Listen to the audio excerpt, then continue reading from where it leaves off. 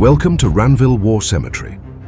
The cemetery is the final resting place of more than 2,200 Commonwealth servicemen, the majority of whom died in June and August 1944 during the Normandy campaign. They lie alongside more than 320 servicemen of other nations' forces, including Germany. On D-Day, 6th of June 1944, Allied forces launched an invasion of German-occupied France, landing on the beaches of Normandy.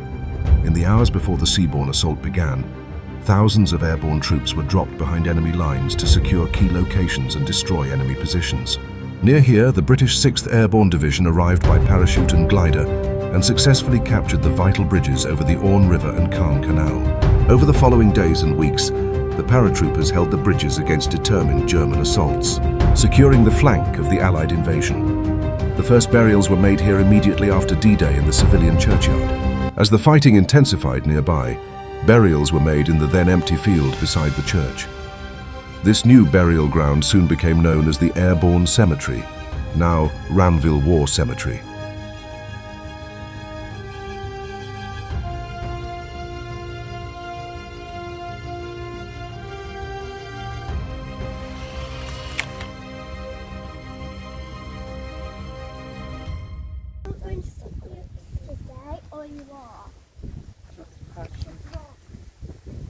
Royal Ulster Rifles, they were part of the 3rd Brigade landing, came in by glider.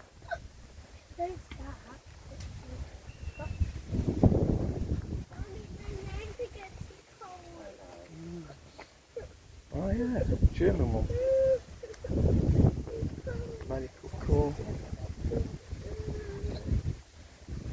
20 years old. That one is not. 12th Battalion, Yorkshire Battalion there. 23.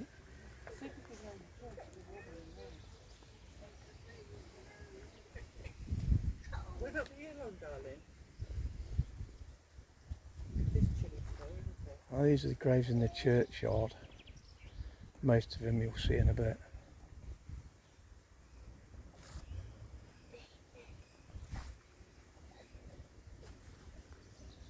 I believe Dan Brotheridge's grave, the one that got killed on the bridge, the first casualty of the war in action, is along this wall. And this is the church at Ranville Cemetery. There. Devonshire Regiment, Airborne, so these would have come in by a glider. They've got a parachute regiment there.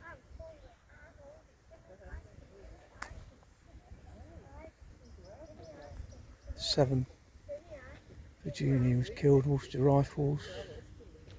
12th Battalion again, that's the Yorkshire Battalions. Again.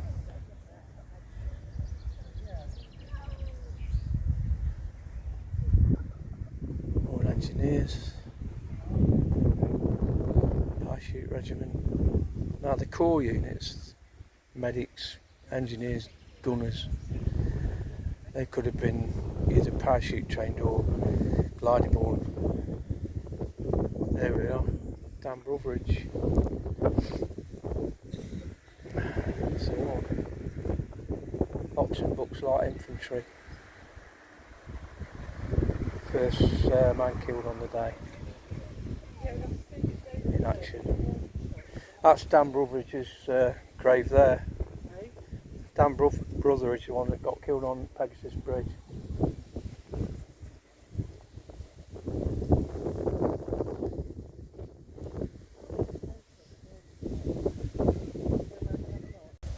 So we're now in the cemetery to all the airborne forces killed in Normandy. We've got parachute troops and air landing troops from the glider-borne.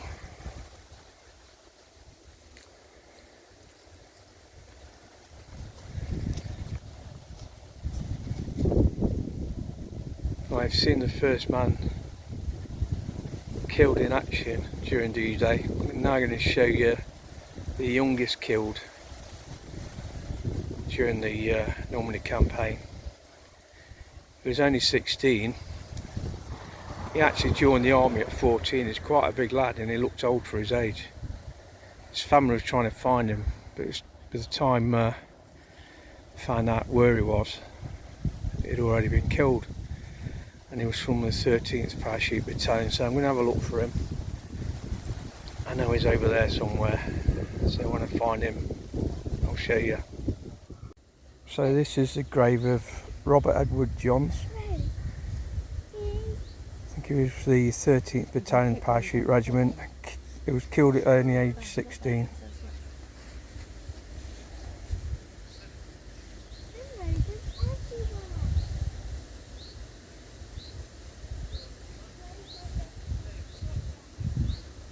It's in this one, Liza. This is a young lad when he got killed. Oh, told her. Yeah.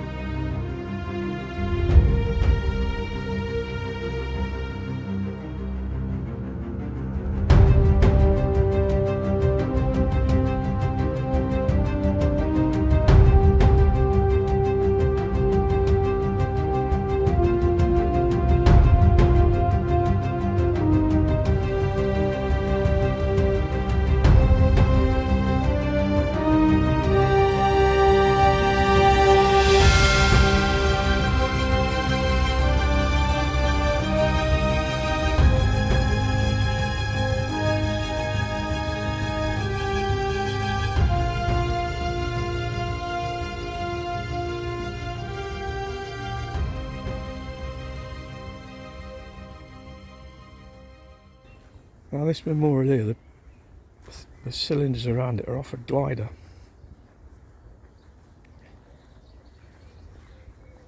I believe.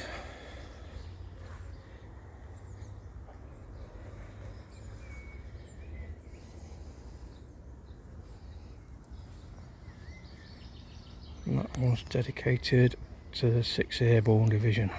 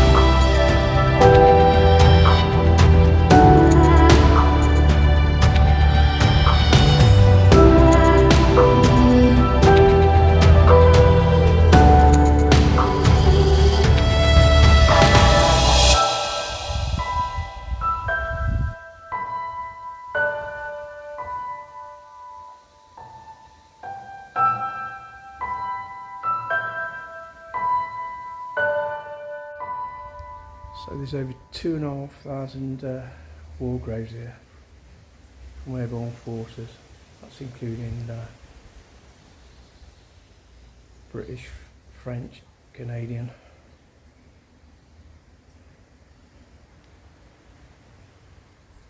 Crazy.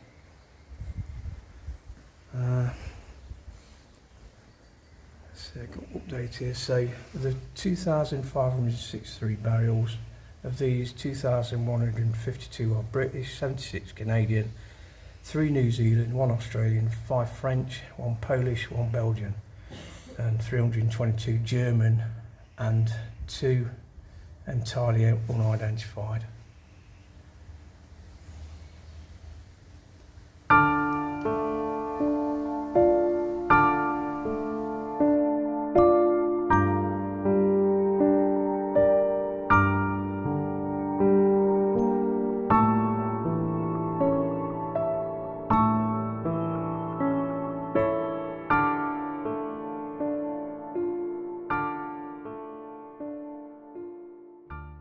some of the Germans that were killed there. Karl Heinz. But that one though, is they don't know who that is either. That person's not, like, these ones aren't named, are they? You see that? Ein deutscher Soldat, I guess yeah. just- Yeah, there's a couple here that's so all this section here are German soldiers killed during the campaign. It's quite a lot.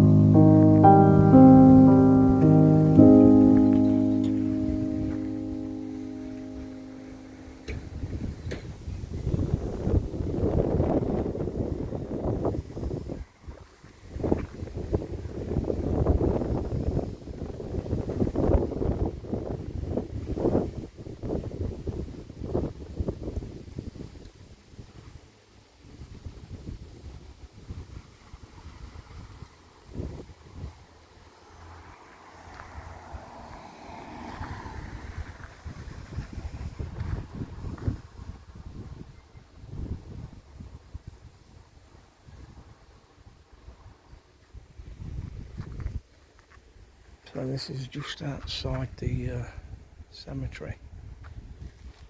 Hello. You alright?